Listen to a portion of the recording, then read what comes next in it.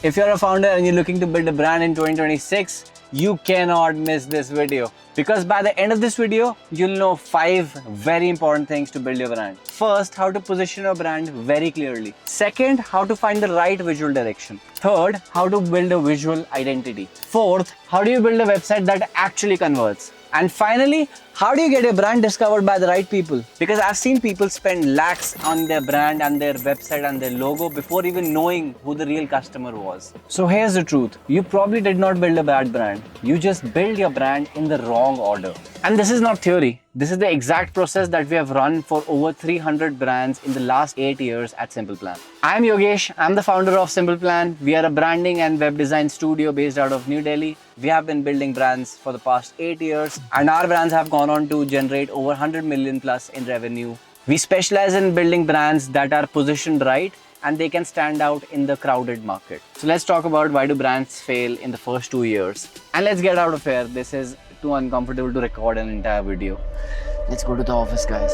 Step 1 is positioning. To define it clearly, positioning is your one answer to why should anyone choose you over any other brand that exists in your category. The most common mistake that founders make when starting a brand is they skip this entire step and they jump on straight to logo and visual design or building a website. This is something that I would never recommend because positioning is that key thing that will differentiate you from all the brands available in the market. And why everyone does this is because designing a logo or building a website feels like real progress that is being made. But it's not really progress, and when you have to work on something like positioning and strategy, then it feels like a homework for you with no real credible progress that the world can see.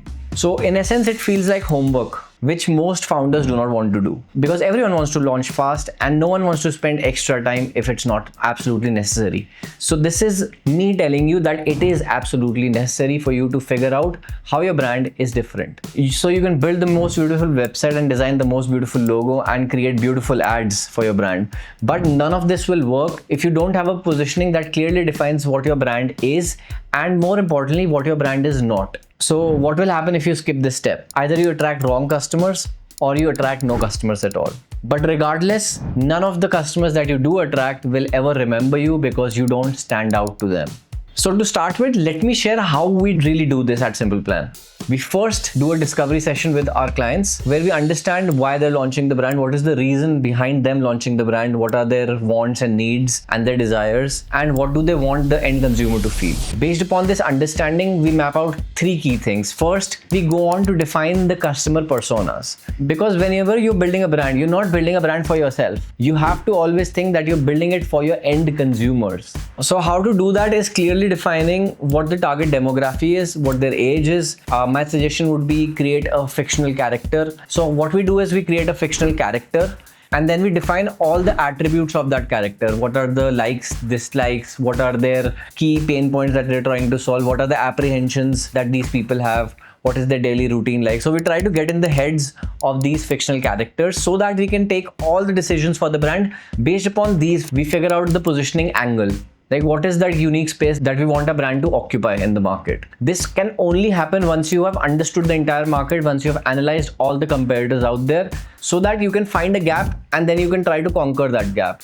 Because there is only a finite space in the market and the market is ever growing and you have to figure out what other people are doing before you can figure out what you need to do to stand out. And once all of this is done, in the final step, we define the brand values. We define what the brand stands for and more importantly, what the brand is not. This gives us a clear direction on what we do not have to do ever in the brand's existence. Now, how you can do this yourself is you can survey the market, you can analyze at least 10 competitors and then figure out what your unique positioning statement could be. Now we're living in the age of AI, so you can probably get this done from Claude, GPT or Gemini. So this will simplify the process, but we still have to define what you stand for and what you will never do as a brand. Step 2 is to define an art direction for the brand. Now this is another one of those steps that no one really follows. People jump onto logos and websites straight away without defining what the overall art direction of the brand would be. Now this is a fatal flaw because most brands out there, they look inconsistent. When I say inconsistent, you look at the logo, then you look at the packaging, and then you look at the website, and then you look at the thank you card. Everything looks disjointed from each other. Why does that happen? It essentially happens because there is no broad vision for the brand that has ever been defined, which is where art direction fits in.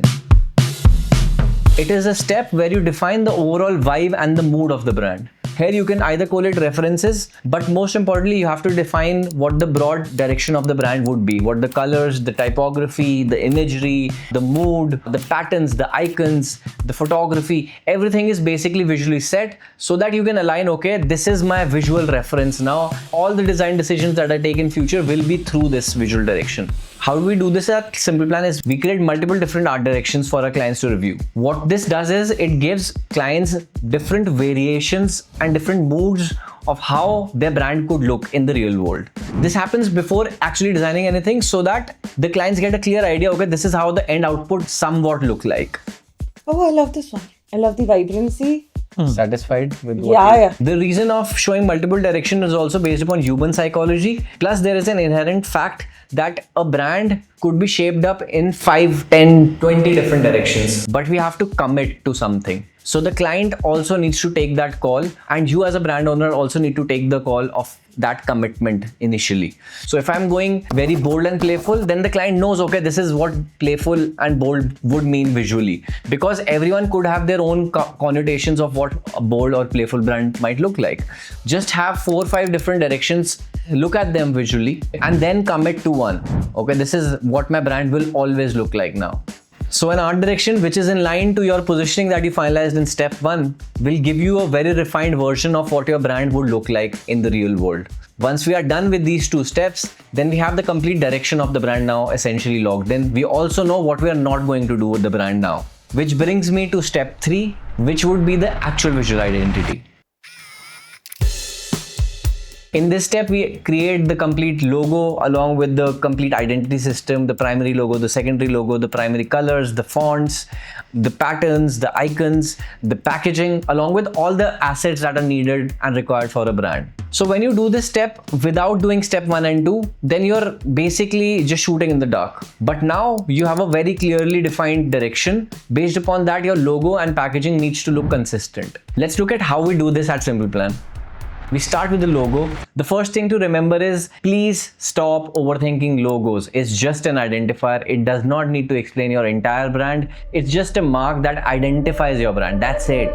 Once we have an identifier ready, then we can build the entire brand on top of it. After the logo is completed, then define the primary and secondary logos.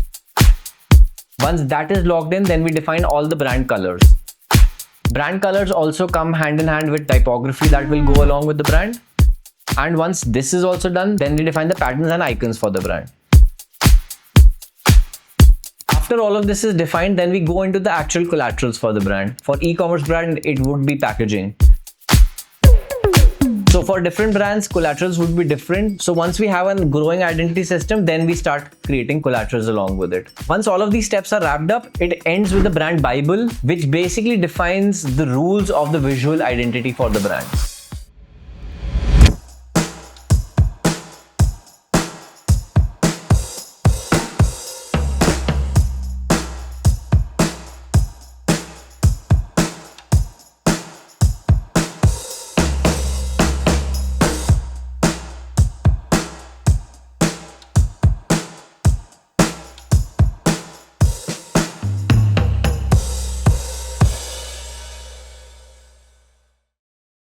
Now, I understand if you're a founder and if you're looking to do this, then probably you can't do this because you're not a designer. So you can either outsource this and hire a logo designer for this step, but you need to make sure that you give them the positioning and the visual direction that you have logged in step 1 and 2. They need that reference. If you're working with an agency like ours, then you can just tell them what your essence of the brand is and then they can do this for you.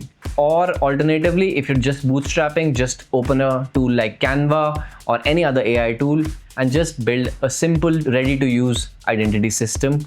Another important aspect for this step would be the photography direction. It's very important for any brand that launches in today's world to have that clearly defined, because that is also a very important part of the visual identity system, which gives a human touch to the brand. So based on the category that your brand falls under, this step could be very extensive or it could be very linear. If you're a B2B brand, then this probably would be a very simple step. Hire a photographer, give them the directions and get the photography done. If you're a D2C brand, then you also need to clearly define product photography along with lifestyle imagery. So that will come into the picture. Versus if you're a SaaS brand, a lot of photography might be stock. You might have to create a lot of motion related assets along with illustrations. So it depends upon each domain what needs to be expanded upon in the visual identity. If you'd like to see a detailed video for your category that you specifically want us to break down and how to build a brand in that category, then just comment the category that you want to see us to create more videos in, and we'll surely pick the video that has the most likes or comments. Step 4 is creation of a website. Whenever you're building a website, the first thing to remember is that you have to think about mobile first, because majority of your traffic, again, based upon what business you're in, will be mobile first. Website is the place that gives you credibility. So thinking about the website is a key step. This is how we do it at SimplePlan. Here we pick up the user personas that we created in step 1, and then we map out the journey that we want the users to go through on the website. Once the user flow is defined, then we start creating wireframes, which basically is a blueprint for the website. Once the entire user experience is defined, then we move on to the UI, where we define the visuals along with the colors, the typography, the creative, and the entire look and feel. And once that is done, then we jump right on to development, where we code the entire website out. So this is what we follow. But you as a business owner, in this age of AI, there are way too many tools to simplify this process. You can just pick up a template that you feel right for your brand and customize it to your requirements. Or you can use a tool like Lovable or Claude Code. You just give a prompt and they build out the entire website for you. But make sure that your website does embody the brand values that we have defined until now. Otherwise, it's going to look like any other generic website. So my suggestion in this step would be, if your budget permits, then hire someone who knows how to build websites so they can make a customized website just for your brand. If you can't afford to do that, then just pick up a template that is available on the market and customize it with your brand colors, with your tone, and with the photography that you have created until now.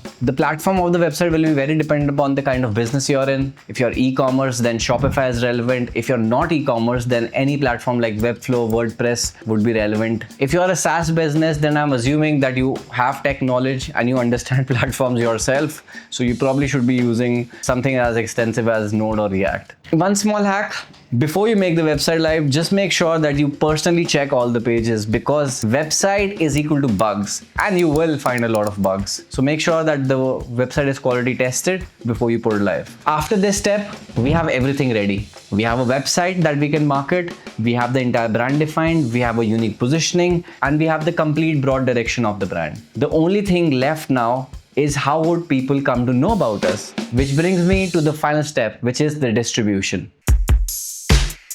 Now we need to figure out how are people going to find us. So there are 3 broad categories that we will be covering in this video. The first one would be discoverability. People need to be able to find you when they're looking for you. So either they look on a search engine or now they look on an AI platform. First of all, you need to make sure that your entire digital presence is SEO friendly. This starts with making sure that you have the right keywords in your website at the right places, and then making sure that these keywords can be also recognized by the AI platforms in the world. Another important step in discoverability is to be available on every relevant platform. The second part is social media. Of course, a lot of people will be coming to know about your brand through social media. And for each specific business, the social media platform would be different. For some businesses, it would be Instagram. For others, it might be LinkedIn. Based upon what your brand is about, YouTube, Instagram, LinkedIn, Twitter would be most relevant platforms for you. So decide which one is the most favorable and then create a content system that works for that platform.